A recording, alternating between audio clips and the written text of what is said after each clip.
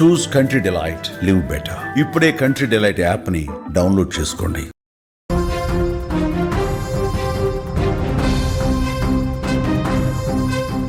Breaking news చూస్తున్నాం. మధ్యతరగతి ప్రజలకు శుభవార్త. నిత్యావసర వస్తువులపై జీఎస్టీ తగ్గబోతున్నట్టుగా తెలుస్తోంది. నిత్యావసర వస్తువులు పూర్తిగా తగ్గే అవకాశం కూడా పరిశీలిస్తోంది కేంద్రం. 12 నుంచి 5% తగ్గించే యోచనలో కేంద్రం ఉన్నట్టుగా తెలుస్తోంది. అయితే మరొక ప్రతిపాదన కూడా ఉంది. పూర్తిగా ఎత్తేస్తే ఏ విధంగా ఉంటుంది అన్న అంశాన్ని కూడా పరిశీలిస్తున్నట్టుగా తెలుస్తోంది.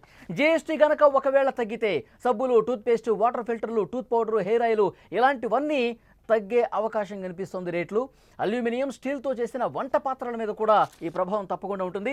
ఎలక్ట్రిక్ ఇస్త్రీ పెట్టెలు కావచ్చు, గీజర్లు కావచ్చు, వ్యాక్యూమ్ క్లీనర్స్, వాషింగ్ మిషన్లు, సైకిళ్ళు, రెడీమేడ్ దుస్తులు, చెప్పులు ఇవన్నీ కూడా రెగ్యులర్గా మనం ఏవైతే వాడతామో నిత్యావసర వస్తువులు ఏవైతే ఉన్నాయో ప్రతిరోజు ఇంట్లో మనం దుస్తుల దగ్గర నుంచి మన చెప్పుల దగ్గర నుంచి ఇంట్లో వాడుకునే వంట సామాగ్రి నుంచి ప్రతిదీ కూడా రెగ్యులర్గా మనం ఇంట్లో ఏ వస్తువులైతే వాడతామో వాటన్నింటి మీద కూడా జీఎస్టీని తగ్గించే ఆలోచనలో కేంద్రం ఉన్నట్టుగా తెలుస్తోంది. రాబోయే జీఎస్టీ మండలి సమావేశంలో ఈ కీలక నిర్ణయం తీసుకోబోతున్నట్టుగా మనకి సమాచారం వస్తోంది.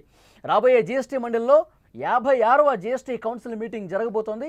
ఆ సమావేశంలో కీలకమైనటువంటి ఈ నిర్ణయం తీసుకునే అవకాశం ఉంది. మధ్యతరగతి ప్రజలకు ఒక శుభవార్త అందించేందుకు కేంద్రం సిద్ధమవుతుందనే వార్త ఇప్పుడు ఆసక్తి కనిపిస్తోంది. అధిక జీఎస్టీతో నిత్యావసర వస్తువులు భారంగా మారగా వాటిని తగ్గించే ఆలోచన కేంద్రం చేస్తోంది.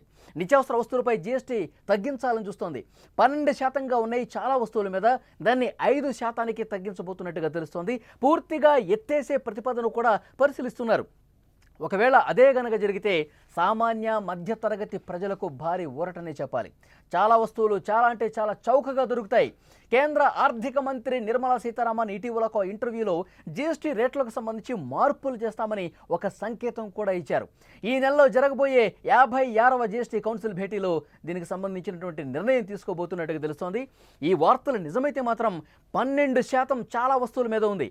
అది పూర్తిగా 5% తగ్గిస్తే 5% జీఎస్టీ పరిధిలోకి తీసుకొస్తే మనం ఉదయం లేచిన దగ్గర నుంచి ఇక మనం రోజువారీ కార్యక్రమాల్లో పనులు చేసుకున్నటువంటి ఏ అయితే వస్తువులు వాడతామో టూత్పేస్ట్ కావచ్చు, పౌడర్ కావచ్చు, ఆయిల్ కావచ్చు, సబ్బులు కావచ్చు, గొడుగులు కావచ్చు, కుట్టు మిషన్లు కావచ్చు, వాటర్ ఫిల్టర్లు, ప్రెషర్ కుక్కర్లు, అలాగే మనం వంట చేసుకునే పాత్రలు, ఐరన్ చేసుకునేవి, గీజర్లు ఇలాంటి నిత్యావసర వస్తువులన్నీ కూడా, సైకిళ్ళు కావచ్చు, దివ్యాంగులు వాడేటువంటి వాహనాలు కావచ్చు, ఇలా చాలా వాటి మీద రెడీమేడ్ దుస్తుల మీద కూడా ఈ ప్రభావం ఉంటుంది. ఈ రేట్లు కూడా చాలా తగ్గే అవకాశం కనిపిస్తోంది.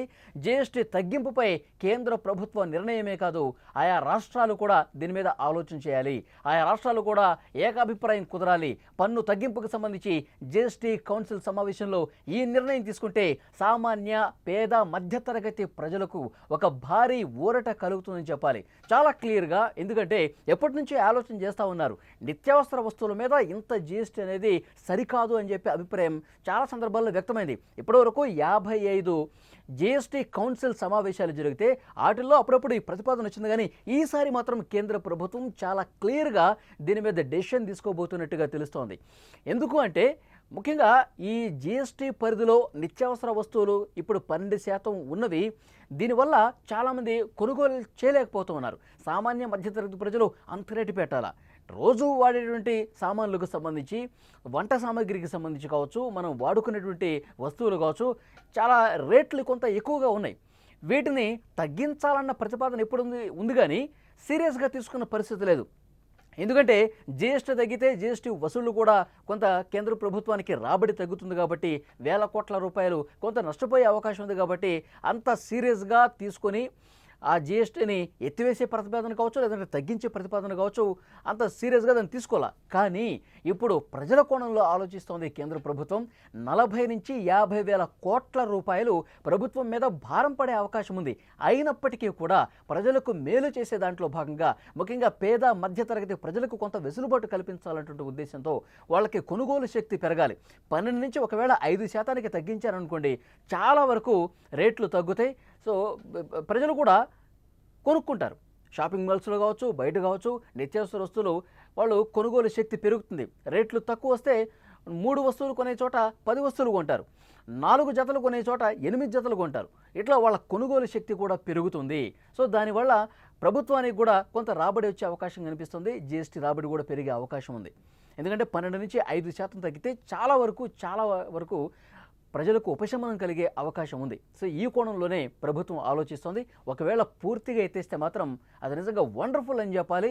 పేద మధ్యతరగతి ప్రజలకి ఇలా ముఖ్యమైన రోజువారీ కొనుగోలు చేసేటువంటి వస్తువుల మీద పూర్తిగా జీఎస్టీ ఎత్తివేస్తే చాలా అంటే చాలా పెద్ద నిర్ణయం అని చెప్పాలి. ప్రజలకు అతిపెద్ద ఉపశమనంగా దీన్ని భావించే అవకాశం కనిపిస్తోంది.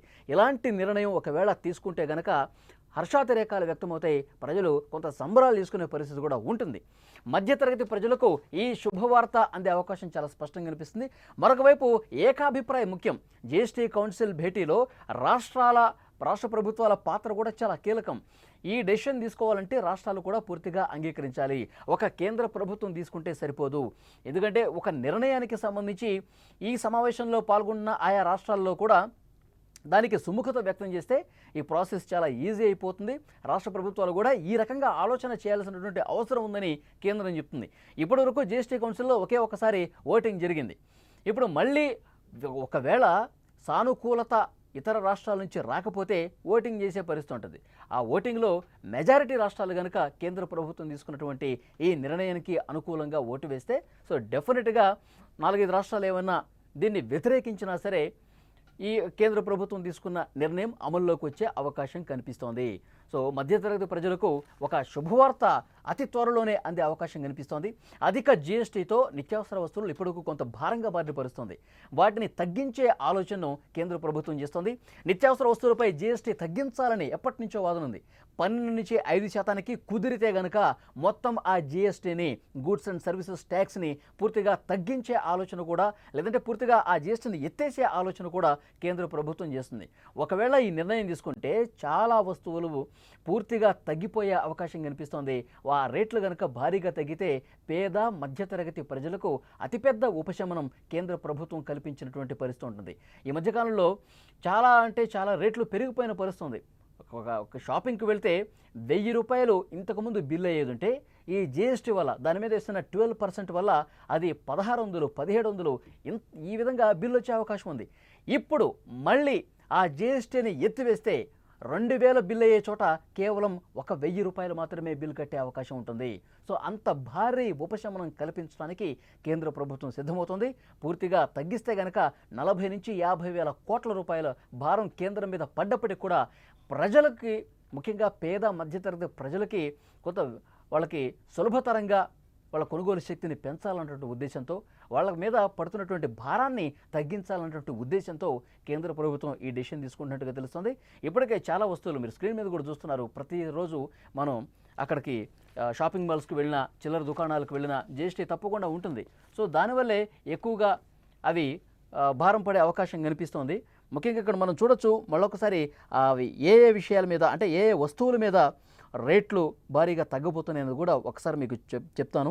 టూత్ పౌడర్ కావచ్చు, హెయిర్ ఆయిల్ కావచ్చు, సబ్బులు కావచ్చు, నెయ్యి కావచ్చు, టూత్పేస్టు, వాటర్ ఫిల్టర్లు, ప్యూరిఫైయర్సు, ప్రెషర్ కుక్కర్సు, అల్యూమినియం, స్టీల్తో చేసిన వంట పాత్రలు, ఎలక్ట్రిక్ ఇస్త్రీ పెట్టెలు, గీజర్లు, వ్యాక్యూమ్ క్లీనర్లు, వాషింగ్ మిషన్లు, అలాగే సైకిళ్ళు, దివ్యాంగులు వాడే వాహనాలు కావచ్చు, రెడీమేడ్ దుస్తులు కావచ్చు, టీకాలు కావచ్చు, చెప్పులు కావచ్చు, హెచ్ఐవి, హెపటైటిస్, టీబీ డయాగ్నోస్టిక్ కిట్లు కావచ్చు, కొన్ని ఆయుర్వేద, యునానీ మందులు, డ్రాయింగు, కలరింగ్ పుస్తకాలు, రెడీమిక్స్ కాంక్రీటు, ప్రీ ఫ్యాబ్రికేటెడ్ భవనాలు, వ్యవసాయ పనిముట్లు, ప్యాకేజ్డ్ ఆహారం, సోలార్ వాటర్ హీటర్లు, ఇవన్నీ కూడా భారీగా తగ్గే అవకాశం ఉంది.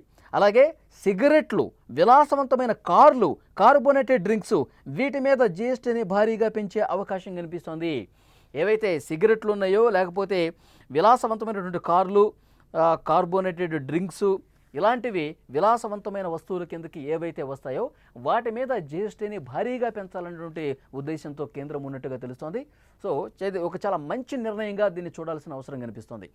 ఈ నెలలోనే 56వ జీఎస్టీ కౌన్సిల్ మీటింగ్లో ఆయా రాష్ట్రాలు కూడా ఇందులో ప్రాతినిధ్యం ఉంది. రాష్ట్రాలు కూడా వాళ్ళ అభిప్రాయం వ్యక్తం చేస్తారు. సో కేంద్రం చాలా స్పష్టంగా జీఎస్టీని 12 నుంచి 5% తగ్గిస్తుందా, లేదంటే ఈ జీఎస్టీని పూర్తిగా ఎత్తేస్తుందా అన్నది ఒక ఆసక్తికరమైనటువంటి విషయంగా చూడాలి. ఒకవేళ పూర్తిగా ఎత్తేస్తే చాలా అంటే చాలా పెద్ద ఊరట పేద మధ్యతరగతి ప్రజలకు కలుగుతుంది అనటంలో ఎలాంటి సందేహం లేదు.